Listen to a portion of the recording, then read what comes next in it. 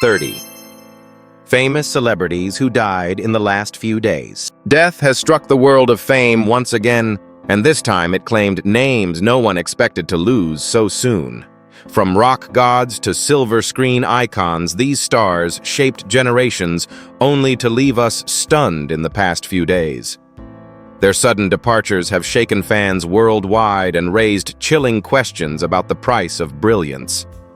What really happened in their final moments, and how will they be remembered? Stay with us as we uncover the shocking truth behind their last days. Before we begin, don't forget to like, comment, and subscribe to Legends of Black Excellence for more powerful stories. Joshua Allen. Joshua Allen's story was one of rhythm, resilience, and raw emotion.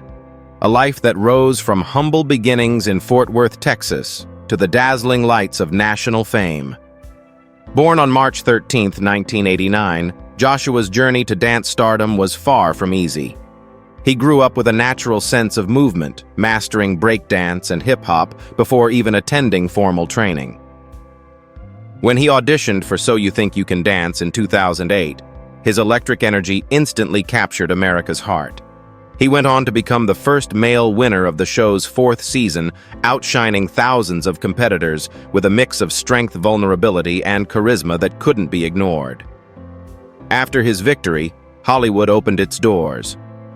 Joshua appeared in major productions like Step Up 3D Footloose 2011 and the hit anthology American Horror Story. His choreography bridged genres from hip-hop battles to lyrical storytelling, showcasing a creative vision that inspired a generation of young performers to believe that street dance too could be art. Beyond television, he became a respected mentor, teaching at studios across the country and encouraging students to express emotion through motion. Joshua believed that dance is not about perfection, it's about connection. But behind the applause was a man struggling quietly with personal demons and pressures of fame. On September 30th, 2025, tragedy struck when Joshua Allen was fatally hit by a train in Fort Worth at only 36 years old. His sudden passing shocked the dance world, leaving fans and peers in tears. Many described him as a light that never dimmed, only moved too fast for this world. His legacy now lives on in the routines he choreographed, the students he taught, and every dancer who dares to move fearlessly. Do you think Joshua's story reflects how passion can both elevate and consume those who chase perfection?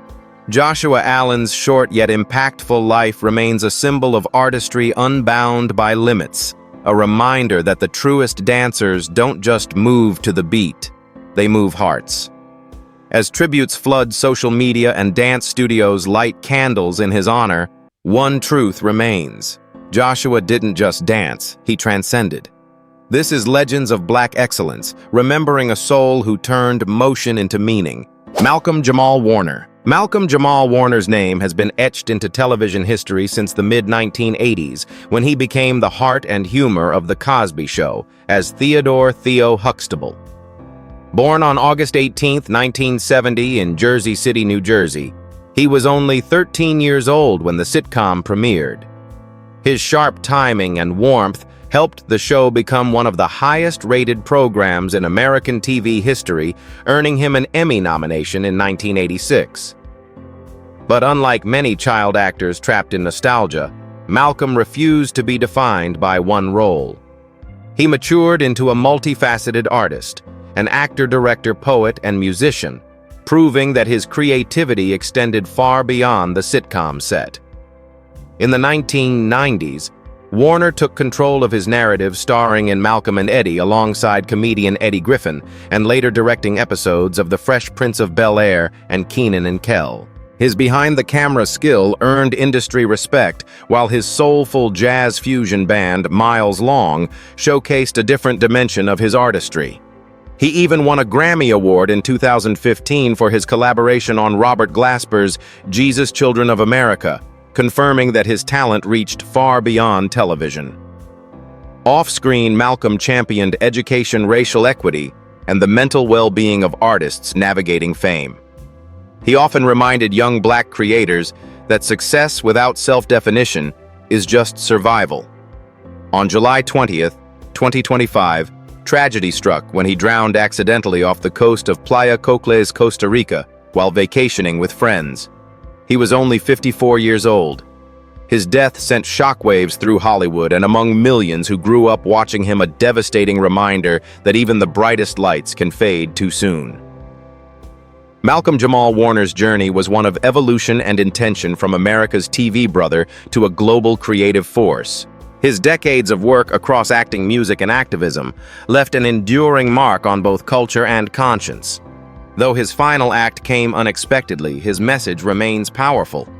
Greatness isn't measured by fame, but by the truth you leave behind. Patricia Routledge. Few performers could command both laughter and reverence the way Dame Patricia Routledge did. Born on February 17, 1929 in Tranmere, Cheshire, she grew from a church choir singer into one of Britain's most celebrated actresses. Her career stretched over 7 decades, conquering theater, television, and music. Routledge's defining moment came in the 1990s, as the delightfully pretentious Hyacinth bucketed its bouquet in Keeping Up Appearances. Her comedic precision and commanding presence turned the show into a global hit, earning her a BAFTA nomination and cementing her place in sitcom history. Yet her brilliance extended far beyond comedy. She won a Tony Award in 1968 for Darling of the Day and earned a Laurence Olivier Award for her stage work. Off-screen, Routledge's life was marked by quiet dignity and cultural devotion. In 1993, she was appointed Dame Commander of the Order of the British Empire for her contributions to the arts, a rare honor reflecting her influence on British entertainment. She maintained a deeply private personal life, never marrying, instead dedicating her years to performance, philanthropy, and public service. Even in her 90s, she continued engaging with audiences through interviews and readings that revealed her warmth and wisdom. On October 3, 2025, Dame Patricia passed away peacefully in her sleep in Chester at the age of 96. The United Kingdom mourned the loss of a national treasure, a woman whose wit and elegance defined an era. Her legacy reminds us that true artistry isn't just about making people laugh, it's about making them feel. Through her voice, her timing, and her grace, Patricia Routledge taught the world that humor, when done with heart, can last a lifetime. Chris D'Elia. To the casual listener, his name might not be as instantly recognizable as Clapton or Beck, but Chris D'Elia was one of the unsung heroes behind the rise of British rock. Born on November 11, 1945 in Surbiton, England, D'Elia co-founded the Yardbirds, the band that would shape the very DNA of rock music. Playing rhythm guitar and later bass, he contributed to classics like For Your Love, Heart Full of Soul, and Shapes of Things. The Yardbirds weren't just a band. They were the training ground for Eric Clapton, Jeff Beck, and Jimmy Page, and D'Elia's steady musicianship anchored their experimentation. His musical journey spanned the height of the 1960s British invasion, a movement that forever changed popular culture. When the Yardbirds disbanded in 1968, D'Elia didn't fade away. He reinvented himself as a professional photographer. He designed the back cover for Led Zeppelin's debut album and became a sought-after visual artist in the rock scene. His photographs captured the raw spirit of a generation on fire with creativity. Despite health struggles later in life, D'Elia continued to work quietly, respected by peers as a visionary who bridged music and visual art. On October 2, 2025, he passed away at home in Surrey after a long illness, aged 79. His death marked the end of an era, one defined by innovation, brotherhood, and the birth of modern rock. Have you ever wondered how many quiet visionaries like D'Elia helped build the soundtrack of our lives, but never sought the spotlight? Chris D'Elia's influence can be heard in every power chord, every blues riff, and every band that dreamed of more. He was the pulse behind the pioneers, a man who didn't just play music but helped define it. Dame Jane Goodall. In a world driven by noise and ambition, Dame Jane Goodall listened not to men, but to nature itself. Born on April 3, 1934 in London, she grew up fascinated by animals, clutching her toy chimpanzee Jubilee while dreaming of Africa. That childhood curiosity became a lifelong mission to understand and protect life beyond the human species. In 1960, at just 26 years old, she arrived in Gombe Stream National Park, Tanzania, with a notebook, binoculars, and an unshakable sense of purpose. What she discovered there would rewrite science. Jane was the first to observe chimpanzees using tools, stripping leaves from twigs, to fish termites from mounds, shattering the belief that only humans were capable of such behavior. Her findings challenged centuries of scientific thought and redefined what it means to be human. Her groundbreaking research earned her a PhD from Cambridge University, an extraordinary feat, considering she began with no formal degree. Over the next 60 years, she published more than 20 books, hundreds of papers, and countless documentaries that connected ordinary people to the extraordinary intelligence of animals. In 1977, she founded the Jane Goodall Institute, which now operates in over 60 countries, focusing on conservation, animal welfare, and youth education through the Roots and Shoots program. Her calm voice and unwavering compassion made her a global symbol of hope. Appointed Dame Commander of the Order of the British Empire, DBE, and UN Messenger of Peace, Jane's influence stretched far beyond academia. She became the conscience of environmental activism itself. On October 1, 2025, Dame Jane Goodall passed away peacefully in Los Angeles at the age of 91. Her death marked the end of an era, but her spirit endures in every forest, every sanctuary, and every young activist she inspired. She taught us that saving the planet begins not with anger, but with empathy, and that listening is often the most powerful act of all. Jürgen Leth. Few artists blurred the lines between cinema, poetry, and philosophy as masterfully as Jürgen Leth. Born on June 14, 1937 in Aarhus, Denmark, he became one of Europe's most visionary storytellers, a filmmaker who saw the human condition not through perfection, but through the beauty of its flaws. His 1967 short film, The Perfect Human, became a cultural milestone dissecting everyday gestures, eating, dressing, breathing with poetic detachment. The film fascinated audiences and later inspired his 2003 collaboration with Lars von Trier. The Five Obstructions, a daring experiment that challenged both directors to reimagine art itself. Over a career spanning more than 40 films, Leth redefined what documentary could be, not just observation, but introspection. Beyond the camera, Leth was a celebrated poet, journalist, and sports commentator, bringing literary elegance even to cycling races like the legendary Paris-Roubaix. His 1976 documentary, A Sunday in Hell, remains one of the most acclaimed sports films ever made, praised for transforming the chaos of a race into visual poetry. He published over 10 volumes of poetry, beginning with Gult Liss Yellow Light in 1962, each marked by his minimalist yet deeply human style. His influence extended across generations, inspiring filmmakers and writers alike to embrace simplicity and truth. Jürgen Leth passed away on September 29, 2025 at the age of 88, leaving behind a legacy that transcends mediums and borders. To many, he was Denmark's cinematic philosopher, a man who turned life's smallest details into profound reflections on existence. His work asked us not to look for beauty in grand gestures, but to find it in the act of being. As the world of cinema and literature mourns his passing, his voice continues to echo, steady, curious, and quietly revolutionary. Patrick Murray. Patrick Murray was never a superstar in the Hollywood sense. Yet his face, his voice, and his humor became fixtures of British living rooms for decades. Born on December 17, 1956 in London, he grew up in the working-class neighborhoods that would later shape his most famous character, Mickey Pierce, the cheeky, hustling sidekick from Only Fools and Horses. Debuting in the early 1980s, Murray's comedic timing, streetwise swagger, and perfect delivery turned Mickey into one of the show's most beloved recurring figures. Through over 20 appearances across the series and specials, he embodied the charm and hustle of everyday Londoners, trying to make it big with wit, ambition, and a touch of mischief. But Murray's story went far deeper than one sitcom.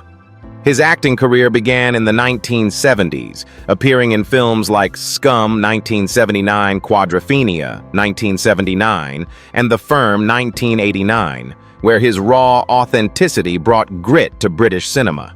He also worked on television series such as Play for Today and Center Play, proving his range extended beyond comedy. After years of steady work, health struggles, including a lung cancer diagnosis in 2021, forced him to step away from acting. Yet even in illness, he spoke publicly with courage and humor, advocating for early detection and cancer awareness. His resilience earned him immense respect among fans and colleagues alike. On September 29, 2025, Patrick Murray passed away in Rochester, Kent, at the age of 68, surrounded by loved ones. His death marked the loss of a genuine craftsman of character, one who reflected the humor, humility, and struggle of everyday British life.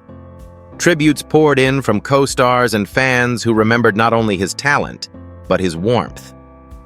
While others chased fame, Murray chased authenticity and found immortality in the hearts of those who laughed with him. Lally Weymouth. Few journalists navigated power and politics with as much poise and insight as Lally Weymouth, the formidable force behind the Washington Post's most revealing global interviews.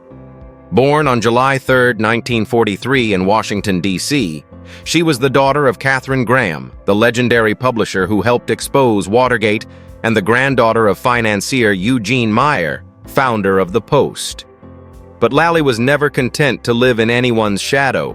She forged her own legacy through courage, intellect, and relentless pursuit of truth.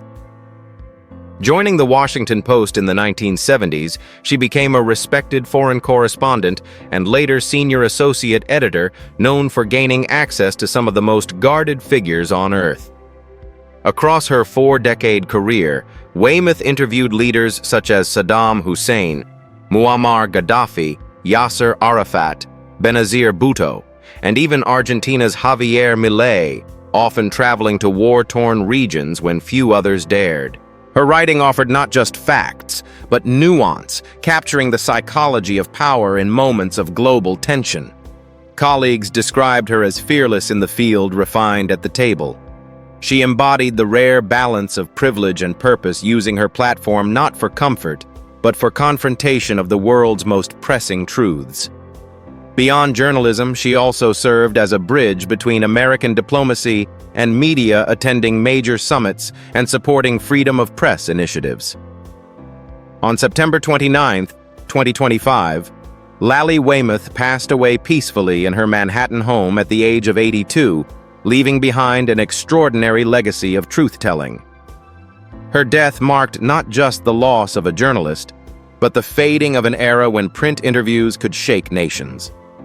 In an age of noise, Lally's pen was precision, cutting through power with elegance and courage. Claudia Cardinale. For over 6 decades, Claudia Cardinale embodied the golden age of European film beauty, strength, and mystery, fused into one unforgettable screen presence.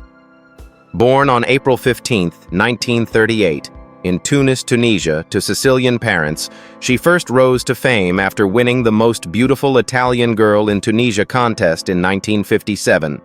Which led her to Rome and into the hands of legendary filmmakers. Her debut in Goha 1958 was followed by a meteoric rise through the world of Italian and French cinema. By her mid-20s, she had become an international icon, starring in over 175 films that defined cinematic excellence. Her roles in The Leopard, 1963, 8½, 1963, and Once Upon a Time in the West, 1968, showcased not only her breathtaking beauty, but also her fierce independence and emotional depth. Directors like Federico Fellini, Luchino Visconti, and Sergio Leone regarded her as their muse, capable of blending sensuality with soul in ways few actresses could. Unlike many of her contemporaries, Cardinale refused to conform to the Hollywood mold, proudly keeping her natural voice and accent, saying, "I am Italian, and I speak like an Italian." That authenticity became her signature. Throughout her career, Cardinale was also a passionate advocate for women's rights and education, serving as a UNESCO Goodwill Ambassador and working tirelessly to empower women in North Africa and Europe. She received countless honors, including the César Award for Lifetime Achievement and the Golden Lion at Venice Film Festival, celebrating her monumental contribution to world cinema.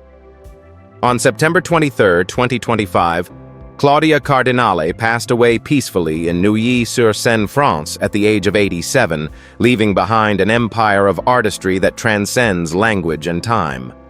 Her presence was magnetic, her gaze unforgettable, and her voice eternal, a reminder that true elegance is not about perfection, but about authenticity. Jacques Charrier. Few men have embodied the restless spirit of post-war French art like Jacques Charrier. Born on November 6, 1936 in Metz, France, he emerged in the late 1950s as one of the most promising faces of La Nouvelle Vague, the French New Wave that revolutionized global cinema. Handsome, introspective, and quietly rebellious Charrier made his debut in Les Tricheurs 1958, a film that captured the disillusionment of youth in a rapidly changing society. His brooding intensity caught the attention of major directors like Roger Vadim, Claude Chabrol, and Agnès Varda, who recognized in him a face that reflected the contradictions of his generation, both defiant and poetic. In 1959, his life took a tabloid turn when he married international sex symbol Brigitte Bardot after co-starring with her in Babette Goes to War. Their relationship, marked by passion and turmoil, made headlines across Europe. The marriage produced a son, Nicolas, but the couple divorced just 2 years later in 1962. Despite the public attention, Charrier never let celebrity define him. He moved toward more serious artistic pursuits, acting in The Diary of Anne Frank on stage, and later in auteur-driven projects that favored introspection over glamour.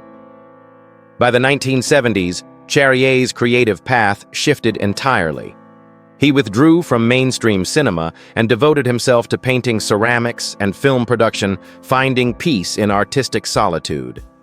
His exhibitions across France and Belgium revealed a painter obsessed with emotion and memory, each canvas echoing the melancholy that often lingered behind his performances. Over his lifetime, he appeared in more than 25 films, produced several independent projects, and became a respected visual artist.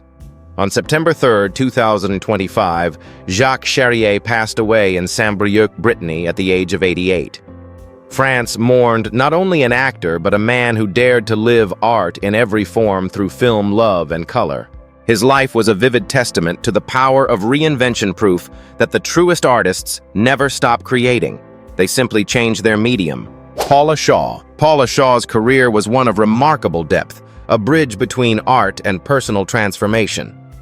Born on July 17, 1941 in the Bronx, New York, she began her journey in the vibrant off-Broadway scene of the 1960s, where she honed her craft with fearless authenticity. Over the next 6 decades, Shaw built an impressive resume spanning more than 80 film and television credits, but what made her truly extraordinary was her ability to merge emotional truth with spiritual purpose. Audiences remember her chilling yet human portrayal of Pamela Voorhees in Freddy vs. Jason, 2003, her tender role as Charlotte Jeffers in Cedar Cove, and her appearances in Insomnia and Hallmark favorites like 5-Star Christmas and Hanukkah on Rye. Each character felt lived in, not performed, a reflection of her deep empathy as both actress and teacher. Away from the screen, Paula became a pioneer in personal development, conducting transformative workshops at the Esalen Institute in California. Her seminars focusing on grief recovery and emotional healing drew on her belief that acting and psychology shared the same core truth. She often said, "Healing is just another form of storytelling." Her students and peers described her as a woman of grace, grounded in compassion and honesty. On September 10, 2025, Paula Shaw passed away peacefully in Vancouver, British Columbia at the age of 84. Her legacy endures not just in her films, but in the thousands of lives she helped mend through her teaching. She proved that an artist's greatest gift isn't fame, it's transformation. Mark Volman. When the joyful harmonies of Happy Together fill the air, it's the voice of Mark Volman that echoes through generations. Born on April 19, 1947 in Los Angeles, California, Volman co-founded The Turtles, one of the defining pop rock bands of the 1960s. Alongside his musical partner Howard Kaylan, he crafted timeless hits like Eleanor, It Ain't Me, Babe, and the chart-topping anthem Happy Together, a song that became an international symbol of love and optimism. Their sound was uniquely Californian sun-soaked melodies wrapped in irresistible vocal chemistry. After the Turtles disbanded, Volman and Kaylan reinvented themselves as Flo and Eddie, joining Frank Zappa's Mothers of Invention, contributing to cult classics like 200 Motels 1971 and even touring with T-Rex on Bang a Gong Get It On. Beyond performing, Volman was a tireless advocate for artists' rights and music education. He earned a bachelor's and master's degree in communications from Loyola Marymount University and later became a professor of music business at Belmont University in Nashville, guiding new generations of musicians with the same enthusiasm that defined his stage career. Mark Volman passed away on September 5, 2025, in Nashville, Tennessee, at the age of 78 after a brief illness. His memoir, Happy Forever, 2023, perfectly captured his spirit, humorous, hopeful, and full of gratitude. To fans, he wasn't just a musician. He was the embodiment of the phrase, "Keep singing." His voice still lingers in every chorus, reminding us that joy is an art form too. Henry Jaglom. Henry Jaglom was never a man to follow Hollywood's rules. He was born to break them. Born on January 26, 1938 in London, England, to Jewish parents who fled the horrors of war, Jaglom's early life was shaped by survival intellect and storytelling. After moving to the United States, he immersed himself in the New York art scene, studying at the Actors Studio, where he developed a fascination for human psychology and emotion.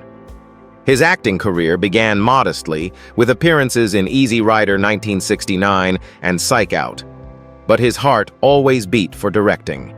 His debut film, A Safe Place, 1971, starring Jack Nicholson, Tuesday Weld and Orson Welles, introduced the world to his distinct voice, introspective, non-linear, and boldly personal. Across more than 20 films, including Always But Not Forever, Last Summer in the Hamptons, and Someone to Love, Jaglom explored human relationships with fearless vulnerability. He refused big budgets and scripts that felt fake, often relying on improvisation to capture truth. His collaborations with Orson Welles, especially their candid recorded conversations later published as My Lunches with Orson, revealed a man obsessed with honesty in art, love, and life. He became a champion for female narratives, casting women not as ornaments, but as thinkers, lovers, and dreamers long before the industry embraced such stories. Henry Jaglom passed away on September 22, 2025, at his Santa Monica home, aged 87. His death marked the loss of one of America's last true auteur voices, a filmmaker who believed imperfection was beauty and conversation was cinema. His work continues to influence generations of storytellers who dare to turn the camera inward. Robert Redford. Few names carry as much weight and integrity in film history as Robert Redford. Born on August 18, 1936, in Santa Monica, California. Redford's rise from a rebellious art student to one of Hollywood's most respected actors and directors is the stuff of legend. His early struggles led him to the stage, and soon his charisma brought him to television and film. He gained fame in the 1960s with Inside Daisy Clover and Barefoot in the Park, but it was Butch Cassidy and the Sundance Kid 1969 that made him an icon. His partnership with Paul Newman and his effortless blend of charm and depth turned him into the symbol of a new Hollywood hero, rugged, intelligent, and real. Through the Sting, 1973, All the President's Men, 1976, and The Natural, 1984. Redford embodied the American everyman, moral, flawed, and endlessly curious. As a director, his 1980 debut, Ordinary People, stunned critics, earning 4 Academy Awards, including Best Picture and Best Director. Yet his greatest contribution may have been off-screen, founding the Sundance Institute and Sundance Film Festival platforms that launched countless independent filmmakers and redefined the future of American cinema. On September 16, 2025, Robert Redford passed away at his Sundance home in Utah, aged 89. Tributes poured in from every corner of the world, from actors he mentored to directors he inspired. Beyond his movie star looks and golden era performances, Redford was a visionary who championed authenticity, environmental activism, and the democratization of film. His career, spanning over 50 movies and 7 decades, remains a blueprint for how to turn success into service. Pat Crowley. Pat Crowley's name may not always top the marquee, but her warmth, wit, and timeless charm made her one of Hollywood's most beloved character actresses. Born on September 17, 1933 in Oliphant, Pennsylvania, Patricia Crowley began her career on Broadway at just 17 years old in Southern Exposure, 1950. Her grace and versatility caught Hollywood's attention, and soon she was cast alongside silver screen royalty like Ginger Rogers, Dean Martin, and Jerry Lewis. Her breakout came in Forever Female 1953, which earned her the Golden Globe Award for Most Promising Newcomer, setting the stage for a 7-decade career that bridged film, television, and theater. In the 1960s, Crowley became a household name for her starring role as Joan Nash in the hit NBC sitcom Please Don't Eat the Daisies, where her quick humor and motherly warmth endeared her to audiences nationwide. She later appeared in countless television classics. Columbo Murder, she wrote The Twilight Zone, and Friends, adapting effortlessly to each new era of entertainment. Whether she was playing a loving wife, a determined mother, or a sharp-tongued socialite, Crowley always carried herself with authenticity and grace. Off-screen, Pat Crowley was admired for her professionalism and kindness, often mentoring young performers who worked beside her. She continued acting well into her 80s, proving that artistry is ageless. On September 14, 2025, she passed away peacefully in her Los Angeles home from natural causes, aged 91. Her passing marked the end of a career that spanned over 100 screen credits across 7 decades. To fans, she wasn't just an actress, she was a symbol of Hollywood's golden heart, a woman whose laughter and light could brighten even the smallest screen. Graham Greene. Graham Greene, born on June 22, 1952, in Six Nations Reserve, Ontario, Canada, rose from humble beginnings to become one of the most respected Indigenous actors in modern film. A member of the Oneida Nation, Greene began his career in Canadian theater and radio before making his screen debut in The Great Detective 1979. But it was his role as Kicking Bird in Dances with Wolves 1990 that catapulted him to international acclaim, earning him an Academy Award nomination for Best Supporting Actor, a groundbreaking moment for Indigenous representation in Hollywood. Across his 5-decade career, Greene brought quiet dignity and depth to every performance. From Thunderheart 1992 and The Green Mile 1999 to Maverick Die Hard with a Vengeance and Wind River. 2017, he portrayed characters rooted in wisdom, resilience, and moral clarity. His voice, calm, powerful, and commanding, became his signature. Greene's performances were more than entertainment. They were acts of preservation, bringing Native identity and perspective to mainstream audiences without compromise. Beyond acting, Graham Greene was a passionate advocate for Indigenous storytelling, mentoring young Native artists, and fighting for authentic representation in film and television. He won 2 Gemini Awards and a Canadian Screen Award, and his impact stretched far beyond borders. On September 1, 2025, he passed away at age 73 in Stratford, Ontario, after a long illness. His death left a void in both the artistic and cultural landscape of North America. Yet his spirit endures in every story where Indigenous voices now stand proud, and in every audience he taught to listen. Rick Davies. When the world first heard the distinctive piano riff of The Logical Song or the bittersweet melody of Give a Little Bit, it was Rick Davies, the quiet genius behind Supertramp, who gave those notes life. Born on July 22, 1944 in Swindon, England, Davies grew up in a working-class family where music was his refuge. He began drumming at age 8 before discovering the piano, a transition that would change rock history. In 1969, he co-founded Supertramp with Roger Hodgson, creating one of the most influential progressive rock bands of the 1970s and 1980s. Their blend of introspective lyrics, layered harmonies, and pop sophistication earned them global acclaim. Davies' smoky voice and jazz-infused keyboard style became Supertramp's backbone. The band's masterpiece, Breakfast in America 1979, sold over 20 million copies worldwide and won 2 Grammy Awards, cementing their place among the era's legends. Songs like Bloody Well, Right Goodbye Stranger, and Take the Long Way Home became cultural touchstones, balancing irony with introspection. While Hodgson handled much of the high-register vocals, it was Davies' grounded tone and musical direction that anchored the group's emotional depth. Even after their split, he continued touring under the Supertramp name, keeping their legacy alive for decades. Have you ever noticed how some musicians don't chase fame? They build soundtracks that define entire generations. In 2015, Davies was diagnosed with multiple myeloma, yet he continued composing and recording whenever his health allowed.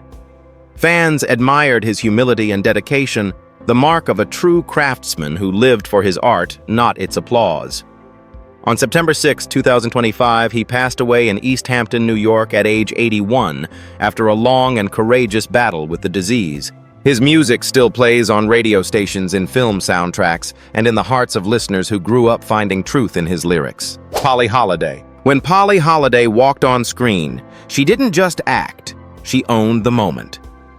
Born on July 2, 1937 in Jasper, Alabama, she began her career as a drama teacher before taking to the stage in regional theater, where her southern drawl and sharp wit became her signature.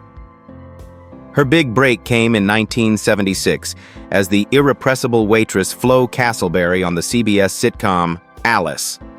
With her fiery red hair, bold personality, and the unforgettable catchphrase, "Kiss My Grits," Polly became a national sensation. The role earned her 2 Golden Globes, 4 Emmy nominations, and even her own spin-off series, Flo 1980, which made her a primetime star. But Holiday's range extended far beyond comedy. She delivered powerful performances in Gremlins 1984 as the uptight Mrs. Deagle, and in The Cat, on a Hot Tin Roof stage revival as Big Mama, proving her dramatic chops were just as strong. Her work on Home Improvement and The Client showcased her ability to bring both humor and humanity to every role. Off-screen, Holiday was known for her warmth, intelligence, and advocacy for women in the arts. She remained dedicated to theater, performing well into her later years and inspiring countless young actresses to embrace authenticity over glamour. On September 9, 2025, Polly Holiday passed away in her Manhattan apartment from pneumonia, aged 88, the last surviving main cast member of Alice. Her passing marked the end of an era when sitcoms had sass, soul, and sincerity all at once. Polly Holiday's laughter still echoes not just in reruns, but in the millions of fans who remember that one line, that voice, and that unshakable confidence. Catherine, Duchess of Kent. In a monarchy often defined by formality and distance, Catherine, Duchess of Kent was the rare royal who led with empathy instead of protocol. Born Catherine Lucy Mary Worsley on February 22, 1933 in Yorkshire, she married Prince Edward, Duke of Kent, a first cousin of Queen Elizabeth II, in a grand ceremony at York Minster in 1961, a royal event watched by millions. Yet despite her aristocratic grace, Catherine was never one for the spotlight. She quietly became one of the most beloved members of the British royal family, known for her humility, her devotion to music, and her profound compassion for ordinary people. For over 3 decades, she was a familiar figure at Wimbledon, presenting trophies with warmth and dignity, her 1993 gesture of consoling a tearful Yana Novotna becoming one of the tournament's most human moments. But in 1994, she made headlines for a different reason, converting to Roman Catholicism, becoming the first senior royal to do so in centuries. The decision, deeply personal and courageous, reflected her independent spirit. She later withdrew from public royal duties to live a life of quiet service. Adopting the alias Mrs. Kent, she taught music anonymously at a primary school in Hull, nurturing children from disadvantaged backgrounds and refusing any special treatment or publicity. On September 4th, 2025, the Duchess of Kent passed away peacefully at Kensington Palace, aged 92. Tributes poured in from across Britain, not for her royal title, but for her humanity.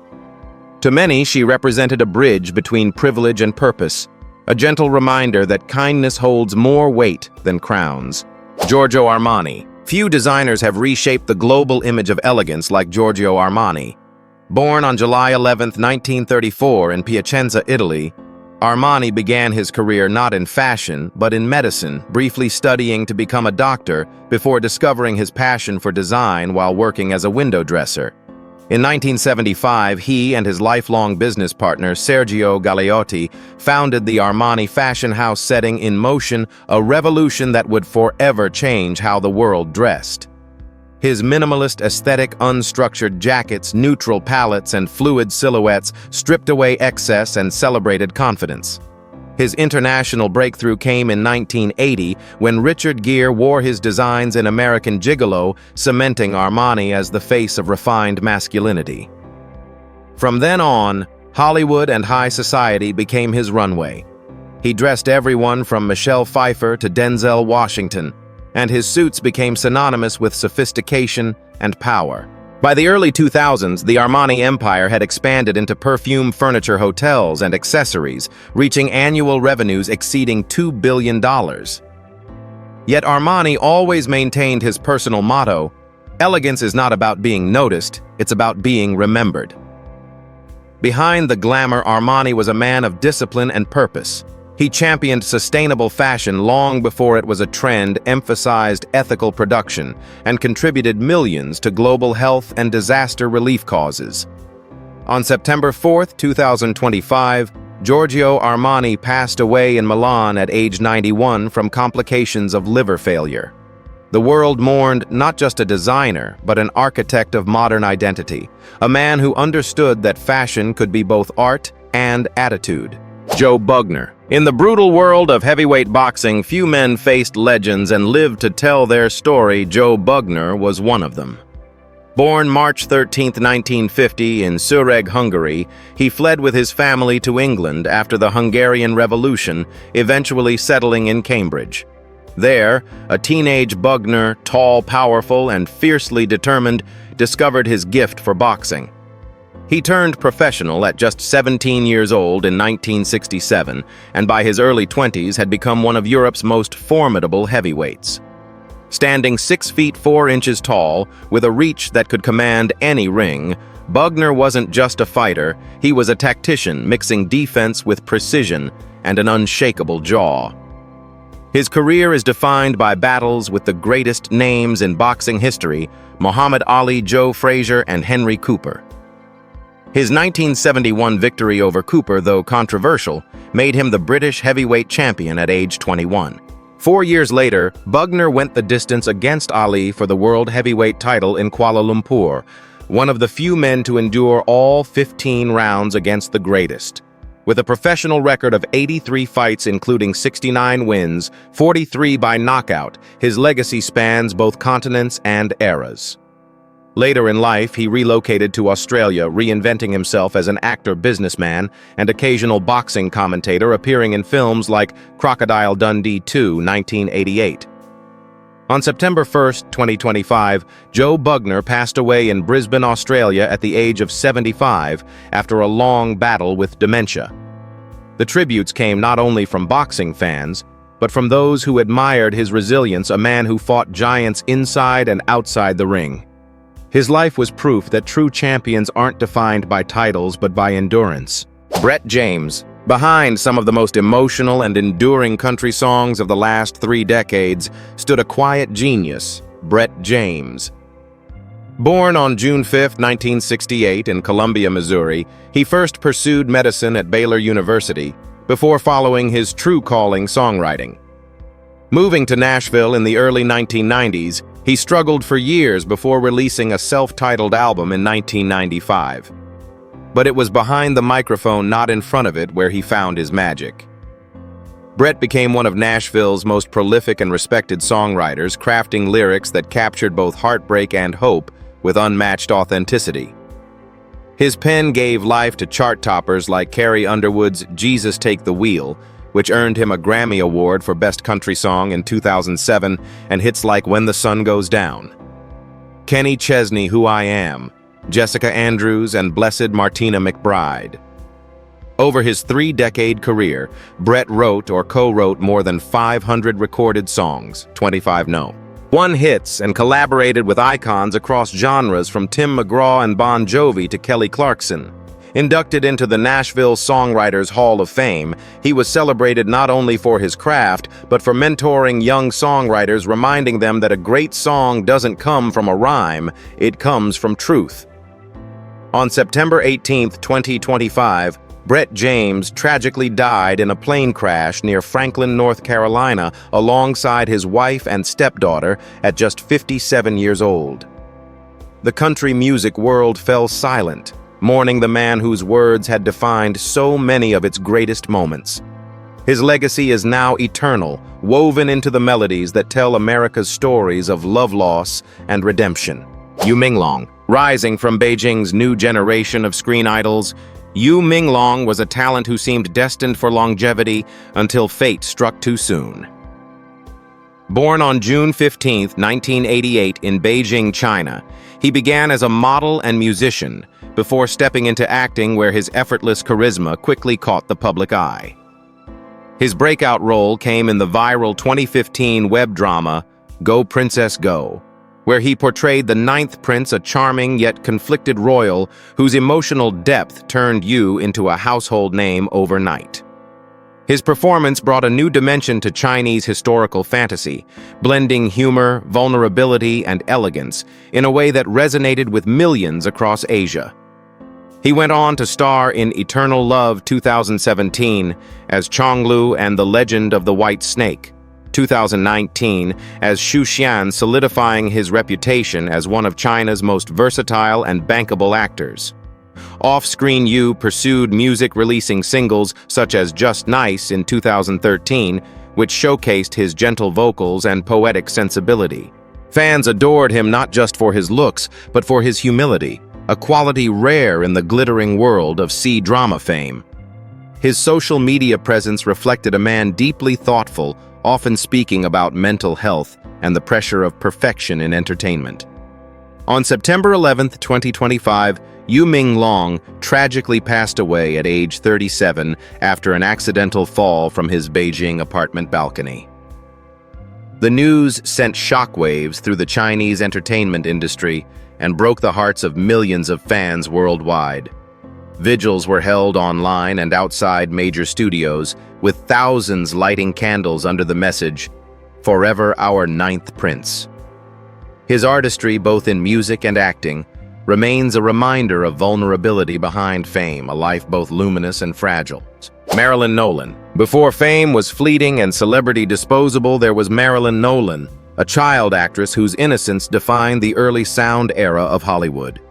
Born on October 29, 1926 in Los Angeles, she entered film at the tender age of 5, debuting in Women Love Once 1931. With luminous eyes and a precocious sense of empathy, she quickly became one of the most in-demand child stars of the 1930s.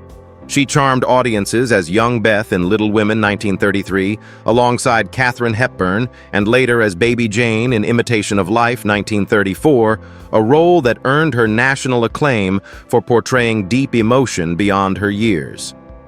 Over the next decade, Nolan appeared in more than 35 films, including David Copperfield 1935 and Les Miserables 1935, 6 of which were nominated for Best Picture.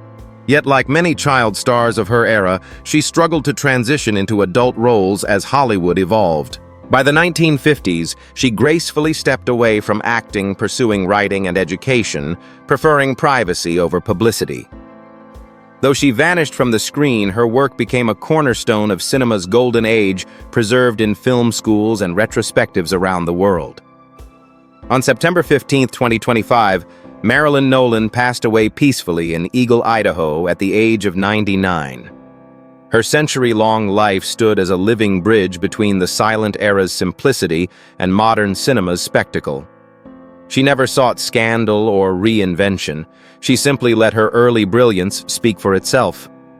Even now, her youthful performances remain timeless, reflecting a period when innocence and artistry walked hand in hand.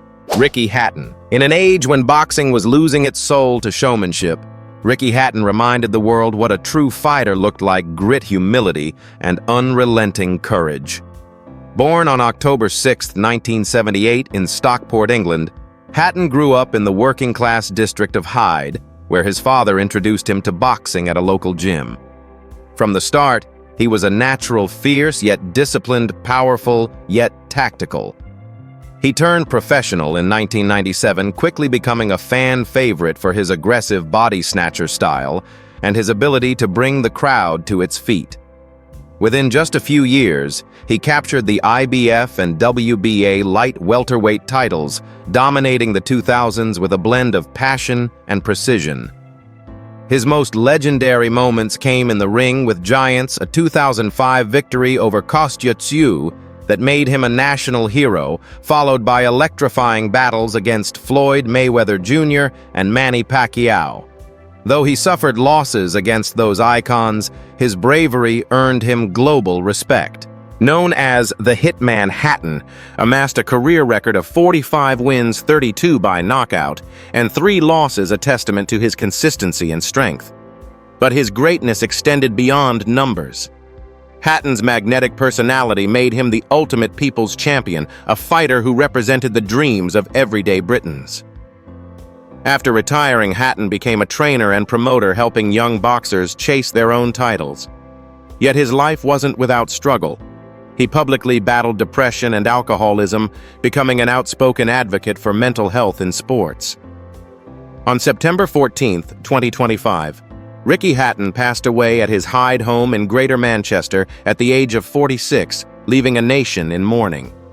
His name remains etched in boxing history not just for his titles, but for the spirit with which he fought, fearless, flawed, and human.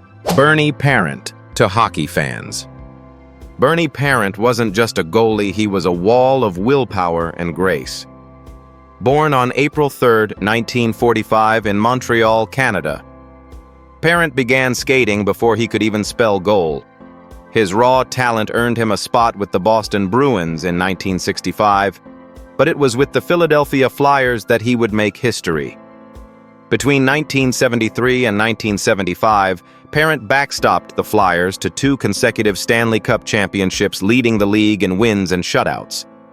His dominance in net earned him back-to-back Vezina trophies as the NHL's top goaltender and Conn Smythe trophies as playoff MVP, an achievement matched by only a handful of players in history. The 1970s belonged to the Broad Street Bullies, and Bernie Parent was their backbone, calm under pressure, fearless in the crease, and respected by friend and foe alike. His famous quote, "Only the Lord saves more than Bernie Parent," became both a rallying cry and a legend in hockey culture. In 1979, a freak eye injury ended his career prematurely at age 34, but he refused to let tragedy define him. He transitioned to broadcasting motivational speaking and charity work, becoming one of the most beloved figures in Canadian sport. On September 21, 2025, Bernie Parent passed away peacefully in Avalon, New Jersey, at the age of 80. His loss was felt across the NHL, especially in Philadelphia, where his #1 jersey had long been retired in honor of his legacy. His humility and humor endured as strongly as his glove hand once did. Parent wasn't just a goaltender, he was a gentleman, a mentor, and a reminder that greatness begins with gratitude. Terence Stamp. Few actors captured both danger and elegance the way Terence Stamp did. Born on July 22, 1938 in Stepney, East London, he rose from humble beginnings, the son of a tugboat captain, to become one of the most magnetic faces of 1960s British cinema.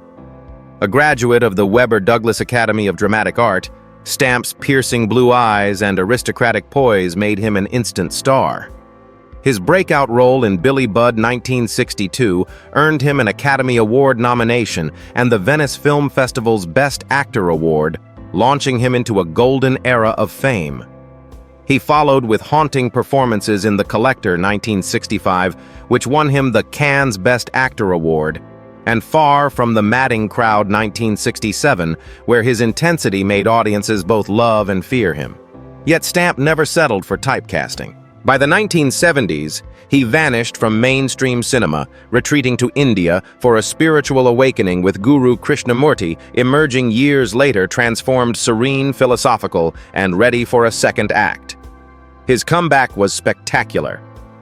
Superman 1978 and Superman 2 1980 reintroduced him to global audiences as General Zod, one of the most iconic villains in film history. Later he starred in Wall Street, The Limey and The Adventures of Priscilla, Queen of the Desert, 1994, earning cult status as an actor unafraid to evolve. Over his 60-year career, Stamp appeared in more than 70 films, wrote 3 memoirs, and even released a line of holistic cookbooks. He remained one of cinema's most enigmatic figures, a mix of spiritual depth and classic masculinity. On August 17, 2025, he passed away at age 87, leaving behind a body of work that transcended eras. To fans, he wasn't just an actor. He was a presence, the embodiment of introspection, intelligence, and intensity. Lonnie Anderson. For decades, Lonnie Anderson was the golden vision of 1980s television beauty brains, and confidence rolled into one unforgettable presence. Born on August 5, 1946, in St. Paul, Minnesota, she pursued acting with a drive that matched her dazzling charisma. Her rise began in 1978, when she landed the role that would define her career. Jennifer Marlowe, the sharp, sophisticated receptionist in WKRP in Cincinnati. With her platinum hair, quick wit, and impeccable comedic timing, she shattered stereotypes of the dumb blonde and turned the character into a feminist icon. The role earned her 3 Golden Globe nominations and 2 Emmy nominations, transforming her into one of television's most recognizable faces. Her chemistry with co-stars, especially Howard Hesseman and Gary Sandy, helped WKRP become a cult classic, but Anderson's appeal extended beyond sitcoms. She portrayed Jane Mansfield in the Jane Mansfield Story 1980, starred opposite Burt Reynolds, whom she later married in Stroker Ace 1983, and brought elegance to films like The Lonely Guy and TV dramas, including Partners in Crime and Easy Street. Behind the glamour, Anderson endured public scrutiny over her turbulent marriage to Reynolds and health battles, including her quiet advocacy for lung disease awareness after losing loved ones to COPD. Despite media storms, she remained gracious and optimistic, proving that resilience can shine brighter than fame. On August 3, 2025, Lonnie Anderson passed away in Los Angeles at age 79, after a courageous battle with metastatic uterine leiomyosarcoma. Her passing marked the end of an era of television glamour when stars weren't just watched but adored. Her laughter, elegance, and determination continue to inspire women who refuse to be underestimated. Ozzy Osbourne. When you hear the phrase, the Prince of Darkness, it isn't just a nickname, it's a legacy. Ozzy Osbourne, born December 3, 1948, in Birmingham, England, rose from the steel mills of Aston to the thunderous heights of heavy metal royalty. As the frontman of Black Sabbath, founded in 1968, he helped create a sound that forever changed rock, dark, distorted, and unapologetically raw. Albums like Paranoid 1970, Master of Reality 1971, and Volrun 4 1972 birthed the genre's defining anthems, Iron Man, War Pigs, and Paranoid.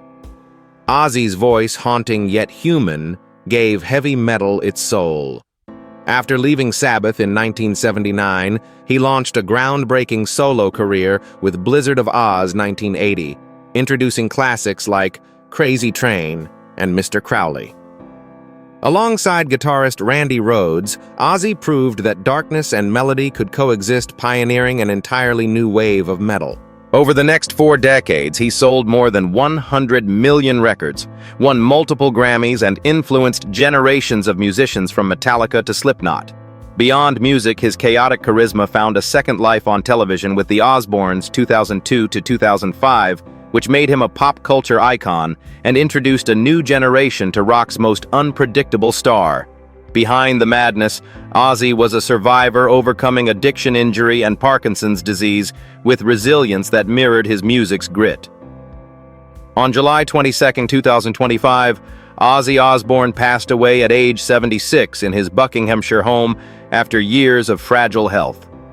His death marked the end of an era that began in the dark corners of Birmingham and ended under the blinding lights of legend.